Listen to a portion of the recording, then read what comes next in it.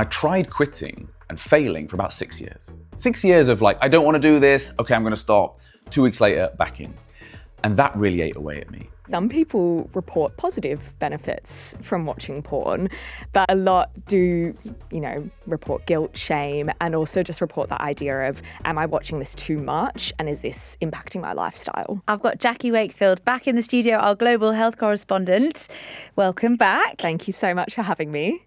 So how common, firstly, is it for young men to watch porn, but also to have an obsession or an unhealthy relationship with it? Yeah, so a lot of surveys put the number of young men who watch porn regularly at around 70%. So that's not necessarily a problem. About 19% of young men are daily viewers, and about 34% say that they actually feel guilty after watching it.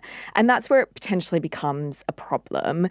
Watching porn in of itself, there's no issue here. It's just when you feel bad about it and when you think it's interrupting your lifestyle. And actually, a lot of videos talk about porn addiction, but that's not a medically recognised condition, is it? Yeah, correct. Because it's not an addictive substance and not something that, actually does keep you hooked on it. Yeah. It's not technically an addiction, but you can have a dependence on porn. So what that means is if you feel as if porn is, influencing your lifestyle, like you're actually creating your schedule around watching porn and it's actually impacting your daily life, that's when it's becoming harmful and becoming a dependence. And Jackie, I want to play you a clip now from a male health influencer. He's also a podcaster and he's done this himself. He's quit porn. My name is Freddie Woodward. I'm an ex-diver for Team GB and I successfully quit porn for good around 2 years ago. And I will never watch porn ever again intentionally. I first wanted to quit porn because I didn't like the way it made me feel about myself. I could feel it chipping away at my confidence. I felt like I was losing self-trust because I kept wanting to stop, but kept falling back in. I could only really go 2 weeks without it. And I tried quitting and failing for about 6 years. 6 years of like, I don't want to do this, okay, I'm going to stop. 2 weeks later, back in. And that really ate away at me. And obviously after every session, just this kind of hollow feeling inside. So I didn't like that. And I didn't like how it was affecting my productivity. Because as soon as I wanted to do any sort of intellectual work, even behind a computer, all I could really think about was porn. And it was just constantly there trying to remind me that I should do it.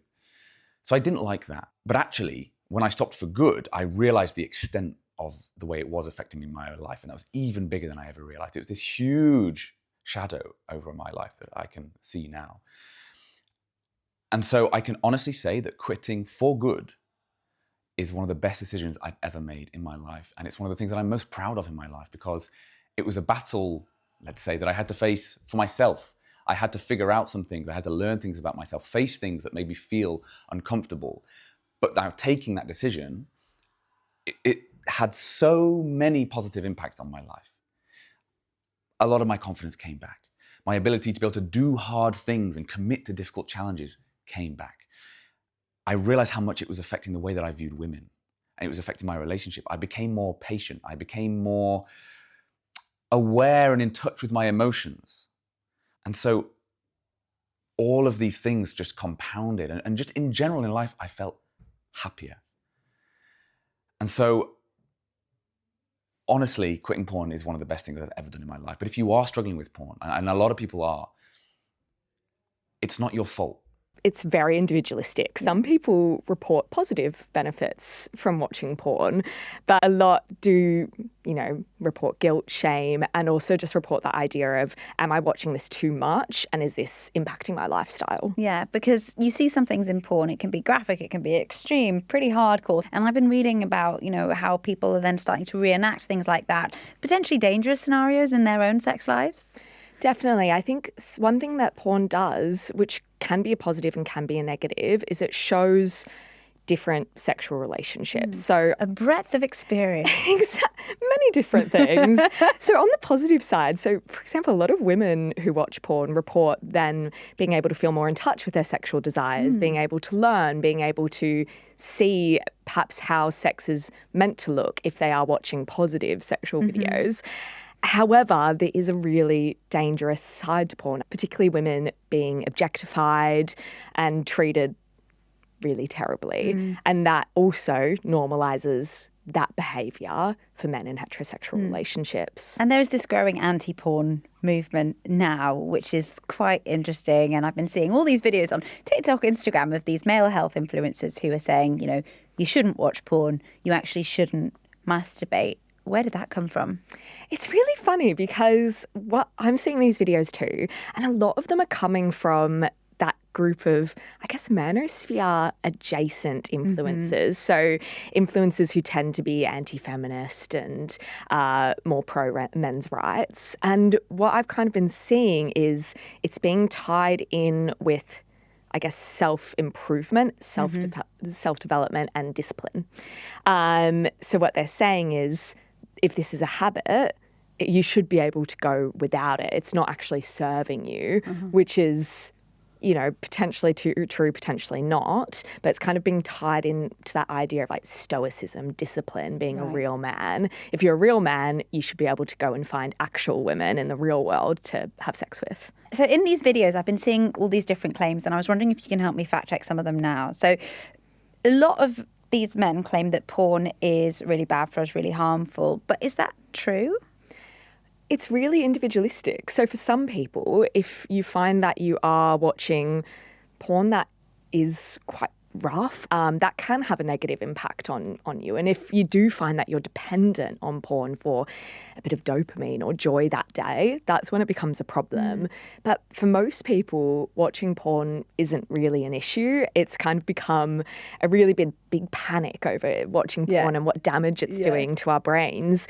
But in the vast majority of cases, most people can watch porn without really any harmful side effects or things happening to them. A lot of these videos talk about semen retention, right? The idea of not ejaculating.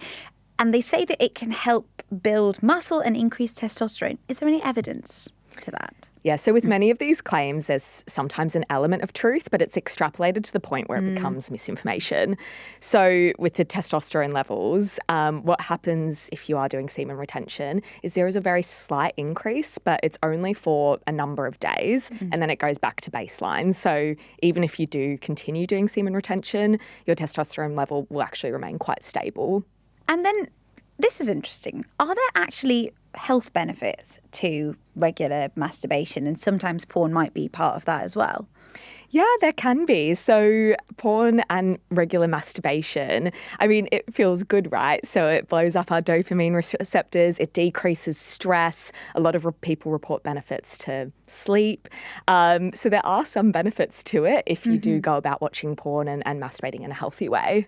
Nowadays, there are these online movements, Reddit forums that are helping guys to give up porn and masturbation. And there are also apps that can try to keep you accountable too. How exactly do they work? Yeah, so they work very similar to, I guess, forums. So there's different communities, they're religiously affiliated, or there's one that's gym bros, entrepreneurs, LGBTQ plus women, where people can talk and hold each other accountable. It's mostly men, isn't it? It's mostly men. I think it's something like 5% of women use these spaces.